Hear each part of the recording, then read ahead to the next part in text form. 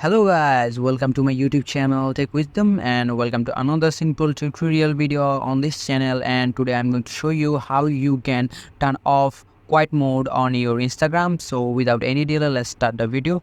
First of all, go to your Instagram ID and now click your profile icon on the bottom of your right screen. Click here and now click those three straight line on top of your right. Click here and now go to settings and privacy, and on the top you can see the search option. On this search option, just type quiet mode and you can see the quiet mode here. Click here, and as you know, if your quiet mode is on, you cannot get any notification from the time being. Like my time is set on 11 p.m. to 7 a.m. so I won't get any message notification or any other Instagram notification. So to turn this off, simply click here and you can see the turn off quiet mode option. Just click that option and now your quiet mode is turned off and you can get your regular notification on this time period. So this is the video. I hope this video helps you. If this video helps you, consider subscribing to my channel